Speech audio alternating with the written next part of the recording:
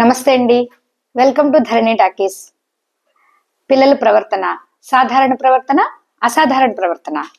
అలా పిల్లలు ఎలా ప్రవర్తిస్తే కొంచెం తేడా అనుకోవాలి, అలా అసాధారణ ప్రవర్తన ఉన్న పిల్లలకి మనం ఇంట్లో చేయాల్సిన పనులు ఏమిటని చర్చించుకుంటూ ఉన్నాం కదా. వాళ్ళ గురించే మాట్లాడుకుంటున్నాం, వాళ్ళ గురించే మాట్లాడుకోవాలి కూడా. ఎందుకంటే మన భవిష్యత్ అంతా వారి చేతుల్లోనే, వారి భవిష్యత్ అంతా మీ చేతల్లోనే. అర్థమవుతుందా? మీరు ఇప్పుడు ఎలా పెంచుతారో వారు ఎలా పెరుగుతారో, మన పిల్లల జీవితం, మన జీవితం కూడా ఇప్పుడు మీరు తీసుకునే నిర్ణయాలు బట్టి, వారిని తీర్చిదిద్దే విధానాలు బట్టి ఉంటుందండి. అందుకోసమే ఈ ప్రయత్నం అంతా, అందుకోసమే ఈ ఆలోచన అంతా. మనం బ్యాక్ టాక్ గురించి మాట్లాడుకున్నాం. అంటే మీరు ఏం చెప్పినా నువ్వు అనే పిల్లలు ఏం చేయాలి అని కదా. ఇప్పుడు స్కూల్లో ఒక టైం టేబుల్ పెట్టినట్టు ఇంట్లో ఒక టైం టేబుల్ పెట్టమన్నారు కదా. అది ఏమిటి, అది ఎలా చేయాలి అన్నది మీకు ఒక సందేహం కదా. జాగ్రత్తగా వినండి. ఇంట్లో ప్రవర్తన చార్ట్ అంటే వాళ్ళ యొక్క స్కూల్లో ప్రవర్తించే విధానాల గురించి మాకెక్కడ ఎలా తెలుసో అలాగే ఇంట్లో వాళ్ళు ఏం ప్రవర్తిస్తారో ఒక చార్ట్ తయారు చేయండి. ప్రవర్తిస్తారో కాదండి, మీకేం కావాలో. మేము first period, second period, third period అని ఎట్ట పెడతామో మీరు కూడా ఆ చార్ట్లో ఉండాల్సిన విషయాలు. థ్యాంక్స్ చెప్పాడు, లేదా వచ్చిన వాళ్ళతో మర్యాదగా ప్రవర్తించాడు.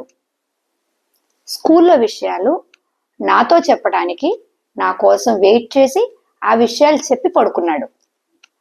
డే 1, డే 2, డే 3 ఇది రాసుకోండి.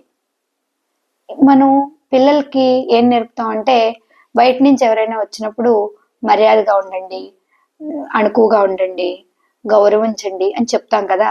మరి అలా చెప్పినప్పుడు మీరు ఆ డేలో ఈవేళ మన ఇంటికి వచ్చిన వాళ్ళని మా బాబుగాడు మర్యాదగా రిసీవ్ చేసుకున్నాడు, టిక్ పెట్టండి.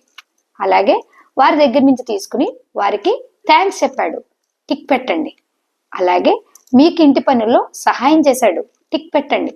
ఇవన్నీ వాళ్ళకి చెయ్యాలని మీరు చెప్పాలండి. వాళ్ళు ఏదో చేశాక మనం తిట్టడం కాదు. వాళ్ళు ఇంటికి వచ్చిన తర్వాత టైం అంతా అయిపోయిన తర్వాత మీరు తిట్టడం కాదు.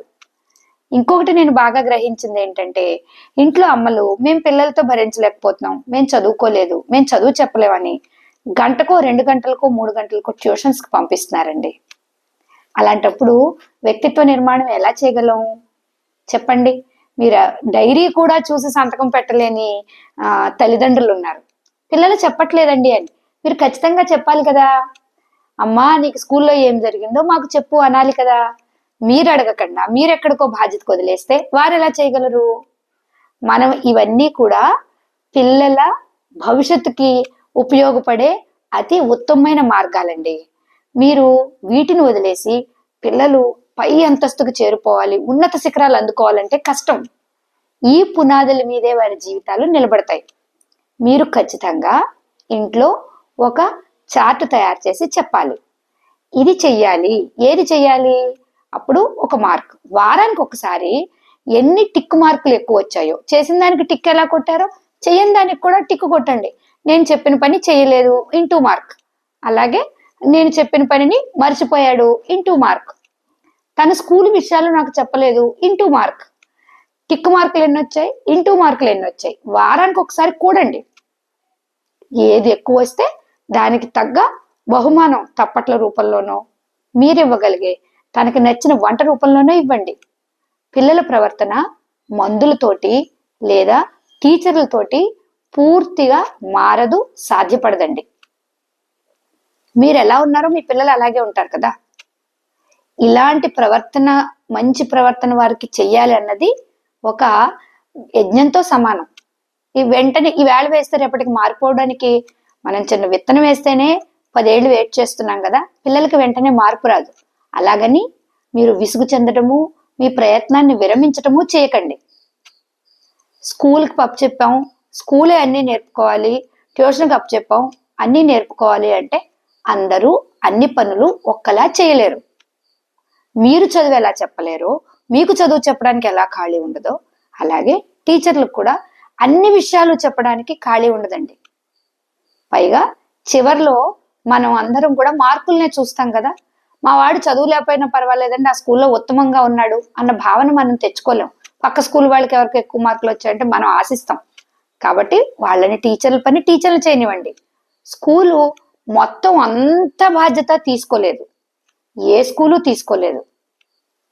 మొట్టమొదటైనా చిట్ట చివరైనా ఏ బాధ్యత అయినా తల్లిదండ్రుల నుంచే మొదలవుతుంది. ఇంట్లోనే ఇలాంటివన్నీ నేర్పి పంపితే అది పెరిగేందుకు వారు అక్కడ సహాయపడగలరు, అది ఉత్తమంగా పెంచేందుకు సహాయపడగలరు. ఏ విధమైన మంచి అలవాట్లు లక్షణాలు ఏమీ నేర్పకుండా దయించి పిల్లల్ని తిట్టకండి. అది మీ పొరపాటు. ఇంట్లో ప్రవర్తనా చార్ట్ని పెట్టండి. Thank you.